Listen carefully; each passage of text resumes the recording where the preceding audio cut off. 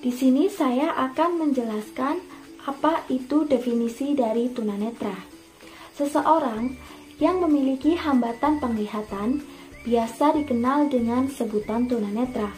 Tunanetra merupakan istilah yang digunakan untuk keadaan individu yang memiliki kelainan atau gangguan fungsi indera penglihatan. Menurut Persatuan Tunanetra Indonesia, definisi dari orang tunanetra adalah mereka yang tidak memiliki penglihatan sama sekali atau buta total, hingga mereka yang masih memiliki sedikit penglihatan tetapi tidak mampu menggunakan penglihatannya untuk membaca tulisan biasa berukuran 12 poin dalam keadaan cahaya normal meskipun dibantu dengan kacamata. Nah, berdasarkan dari derajat atau tingkat kelainan yang diderita oleh individu tunanetra, maka individu penyandang tunanetra ini dikelompokkan menjadi dua kelompok. Yang pertama adalah individu yang tidak memiliki penglihatan sama sekali atau totally blind, dan yang kedua adalah individu yang masih memiliki penglihatan yang disebut dengan low vision. Dampak atau akibat dari kekurangan atau hilangnya fungsi indera penglihatan ini akan membuat individu penyandang tunanetra ini berusaha untuk melakukan kegiatan atau melakukan aktivitasnya dengan memaksimalkan fungsi dari indera yang lain, seperti indera pendengaran, indera penciuman, indera peraba, maupun indera-indera yang lain. Namun, untuk melakukan aktivitas atau orientasi yang baik, maka diperlukan sebuah proses latihan. Banyak sekali faktor-faktor yang dapat menyebabkan seorang anak menyandang tunanetra. Di sini saya akan menjelaskan 3 faktor utama penyebab anak menyandang tunanetra. Faktor yang pertama adalah faktor prenatal.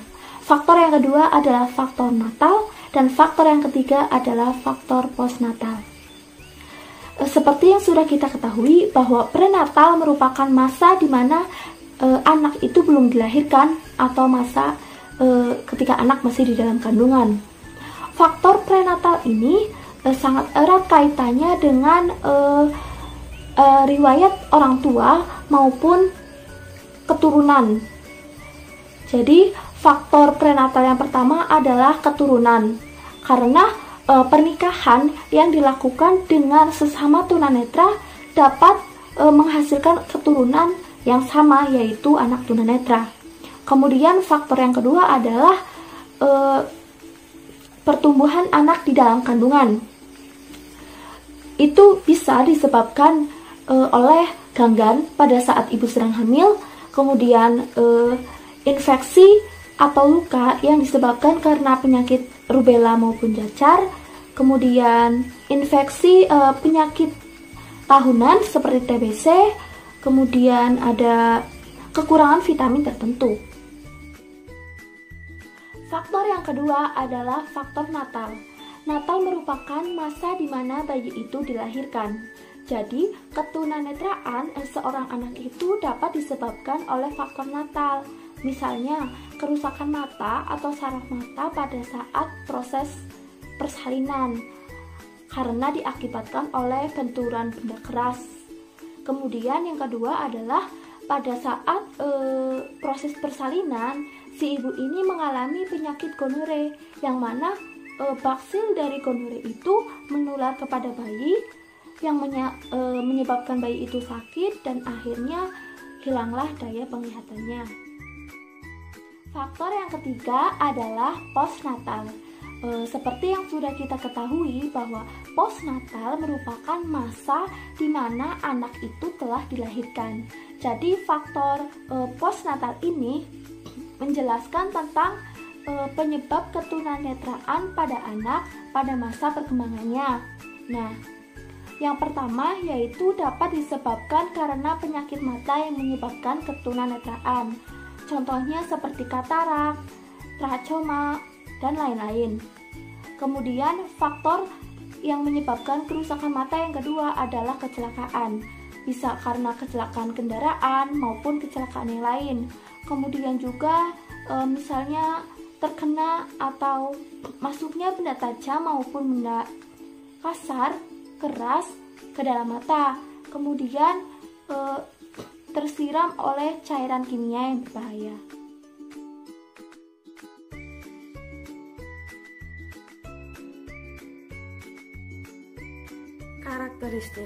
Karakteristik yang pertama itu karakteristik anak tunanetra dalam aspek pribadi dan sosial, yaitu ada 7. Yang pertama, rasa curiga terhadap orang lain.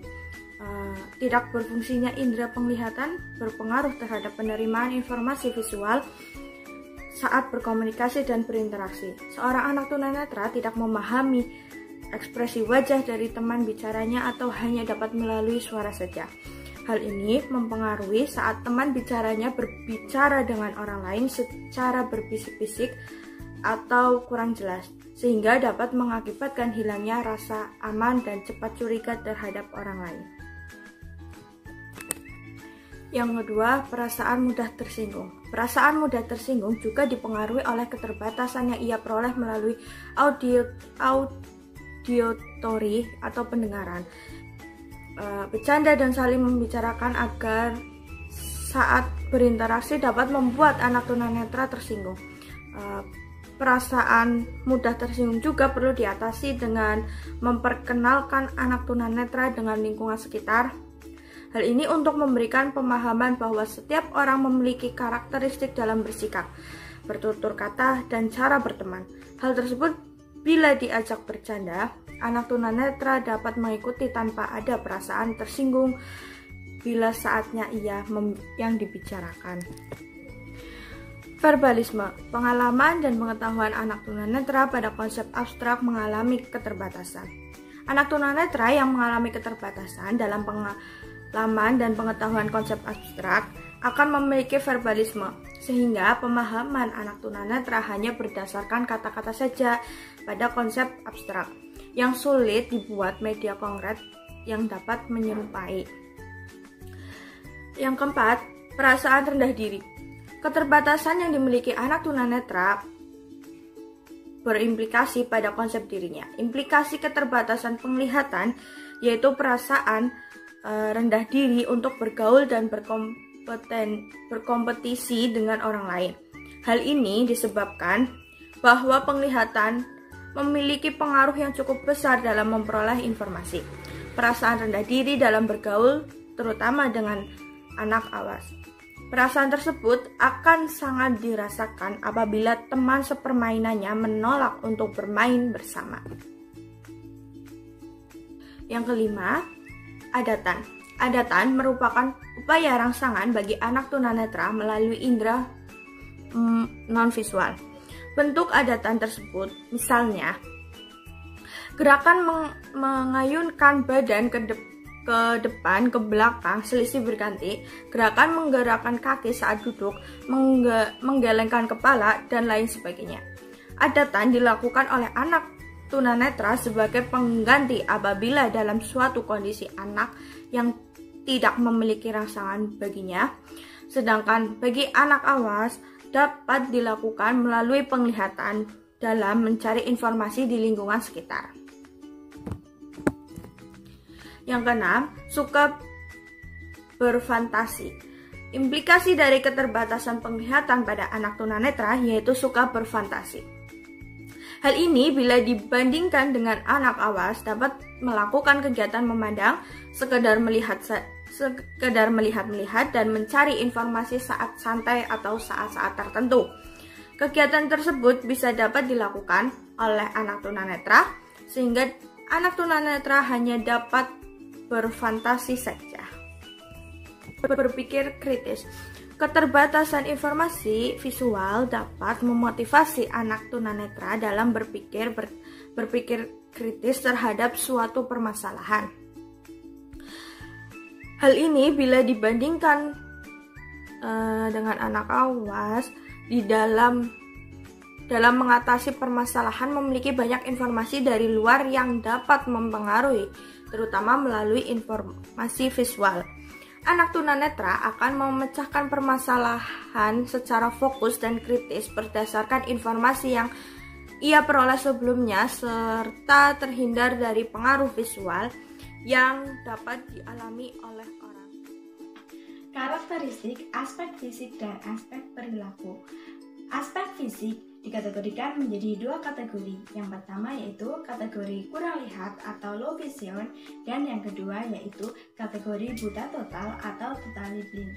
Karakteristik fisik yang ditunjukkan oleh anak kurang lihat akan terlihat sangat berbeda dengan anak tunanetra yang mengalami kategori buta total, di mana kategori karakteristik fisik yang ditunjukkan oleh anak kurang lihat atau low vision menurut Purwoko Hadi tahun 2007 yaitu posisi tangan selalu terayun, mengedip-kedipkan mata, mengarahkan mata ke cahaya, melihat suatu objek dengan cara yang sangat dekat, dan melihat suatu objek dengan cara memincingkan mata.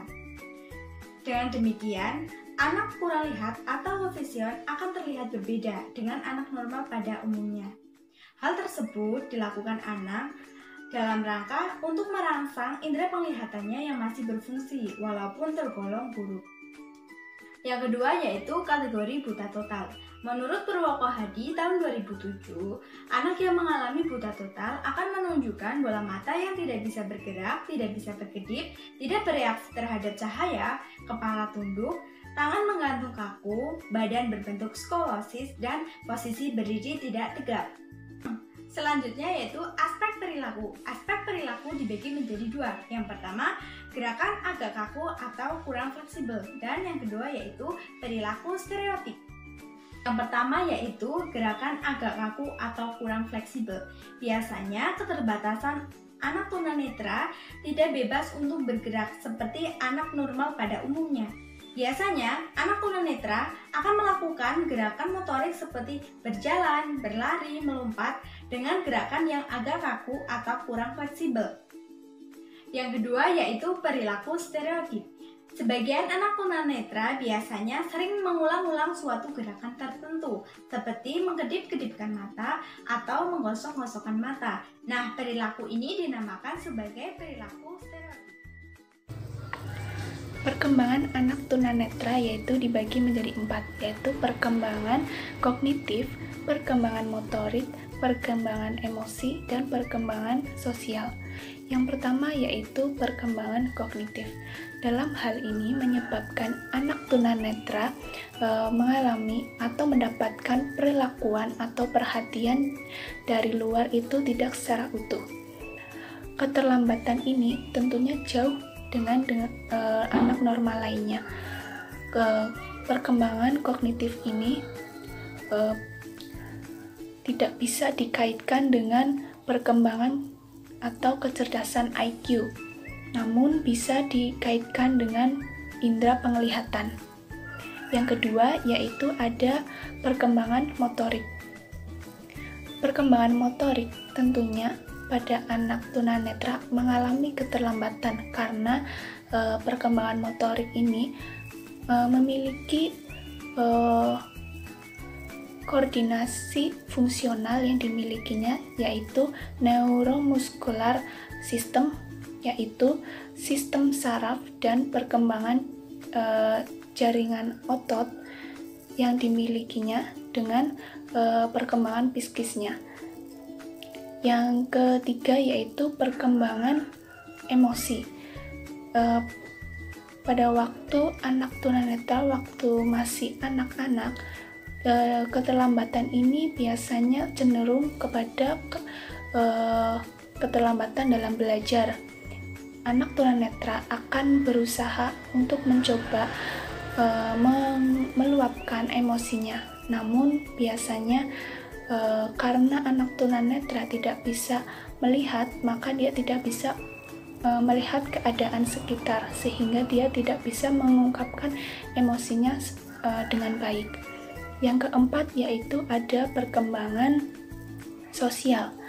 Perkembangan sosial anak tunanetra tentunya dalam kehidupannya atau dalam kegiatan sehari-harinya kita bisa lihat dengan melihat tingkah laku anak tunanetra, karena anak yang hidup di lingkungan sekitar tentunya akan mengalami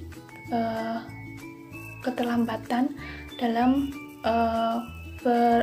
lingkungan atau dalam lingkungan bersosialnya, sehingga anak tunanetra cenderung akan merasa rendah diri, malu, dan kurang percaya diri dalam bersosialisasi dengan lingkungan sekitarnya. Selanjutnya adalah masalah. Masalah yang mungkin dihadapi oleh penderita atau anak yang memiliki hambatan penglihatan, yaitu tunanetra. Pertama, yaitu masalah dalam melakukan aktivitas sehari-hari. Anak tunanetra pasti akan mengalami masalah dalam melakukan kegiatan sehari-hari atau aktivitas sehari-hari. Contoh kecil, ketika si anak yang memiliki hambatan penglihatan melakukan aktivitas seperti makan, minum, ataupun mandi, pergi ke kamar tidur untuk tidur, ataupun pergi ke sebuah tempat, maka dia akan merasa memiliki hambatan di mana dia tidak bisa melihat dan tidak memiliki penglihatan, sehingga dia membutuhkan orang-orang di sekitarnya untuk dapat membantunya. Hal tersebut pasti akan menjadikan sebuah masalah yang mana menjadikan anak tunanetra tersebut merasa terhambat dalam melakukan aktivitas sehari-hari. Yang kedua, hambatan atau masalah dalam hal pendidikan. Ya, tentu saja yang kedua ini hal dalam pendidikan, yang mana di dunia pendidikan, peserta didik diwajibkan dapat membaca, melihat, mendengar, berbicara. Tentu saja ketika membaca merupakan menjadi hambatan dan masalah bagi anak yang memiliki hambatan penglihatan atau anak tunanetra tersebut.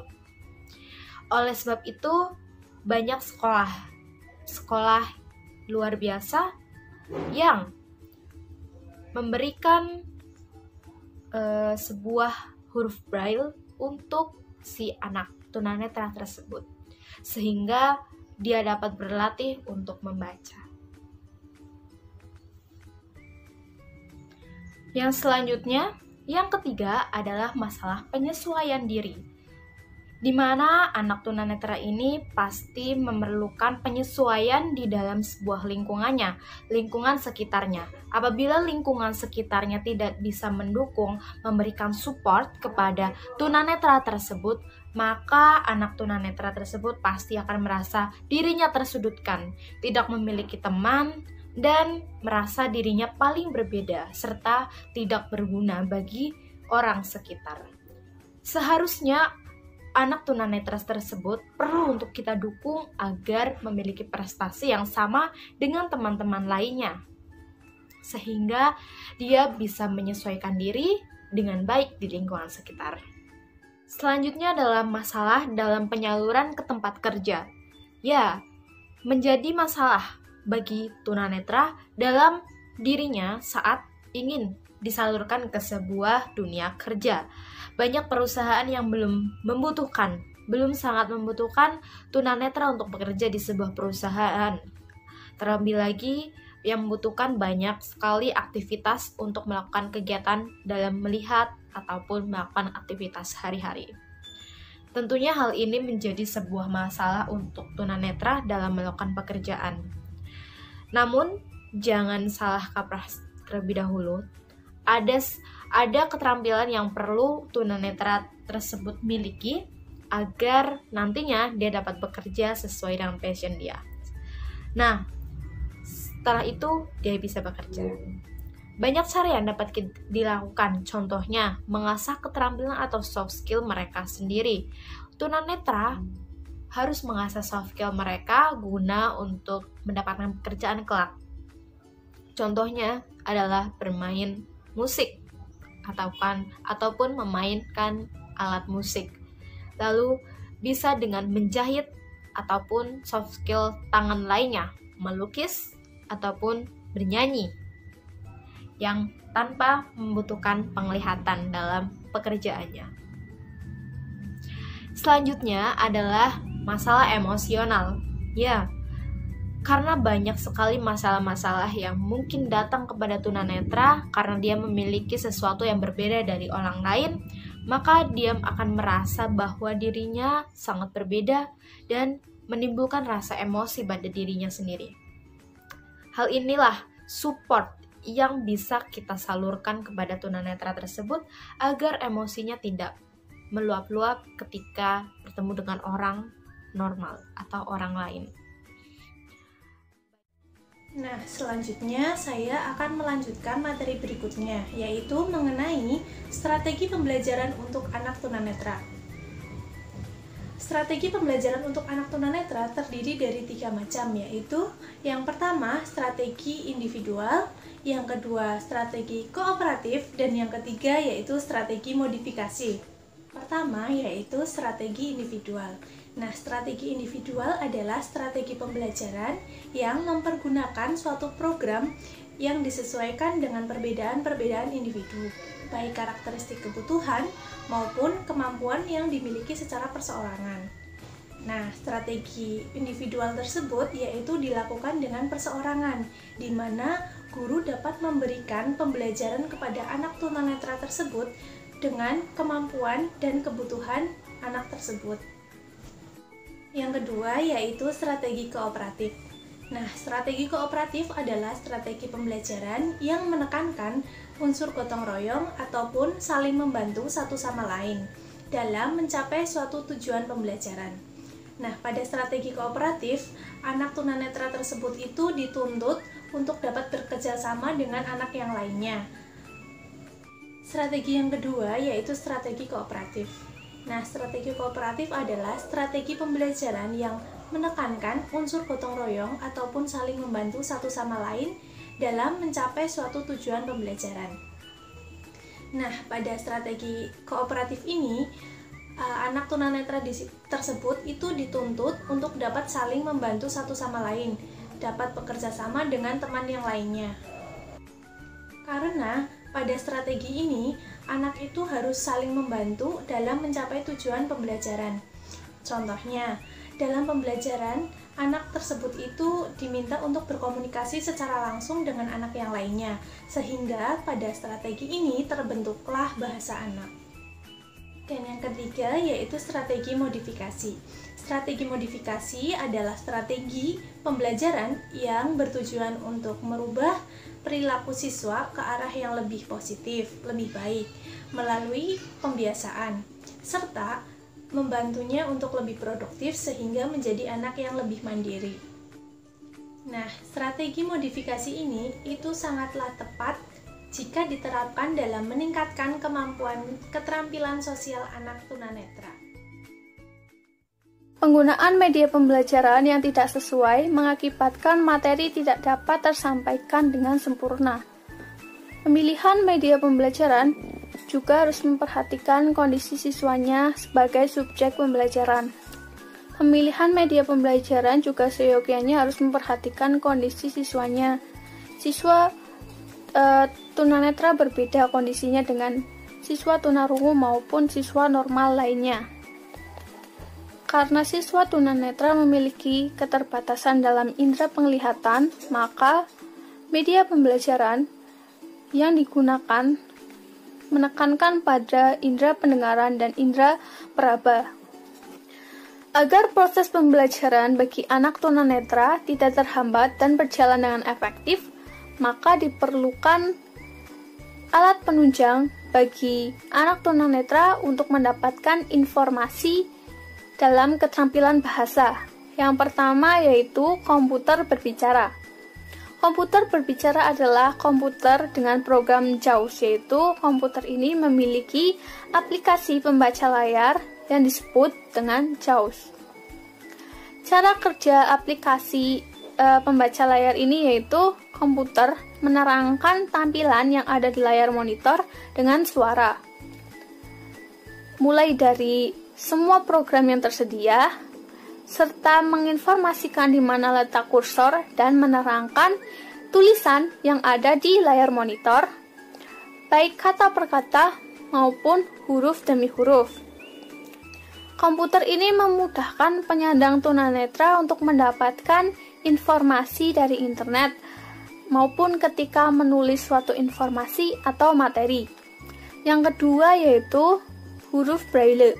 Braille adalah sejenis sistem tulisan yang digunakan oleh penyandang tunanetra. Braille ini digunakan untuk membaca dan menulis bagi penyandang tunanetra. Yang ketiga yaitu Digital Accessible System atau DAISY Player. DAISY Player ini digunakan untuk mempermudah penyandang tunanetra mendapatkan informasi dari buku tertentu yang telah diubah dalam bentuk suara. Buku bicara yang digunakan dalam DAISY Player ini yaitu berupa bentuk CD. Kemudian yang keempat yaitu buku bicara atau Digital Talking Book. Digital Talking Book ini adalah perangkat yang memungkinkan pembaca tidak hanya menikmati suara audio yang dibacakan dari buku, namun juga memungkinkan pengguna untuk melewati beberapa teks untuk mencari topik atau pencarian kata tertentu. Kemudian yang kelima yaitu Thermoform. Thermoform merupakan mesin pengganda bacaan penyandang tunanetra dengan menggunakan kertas khusus yaitu Braillon. Kemudian yang terakhir yaitu Telesensori. Telesensori merupakan suatu alat yang digunakan untuk memperbesar huruf-huruf agar terbaca bagi penyandang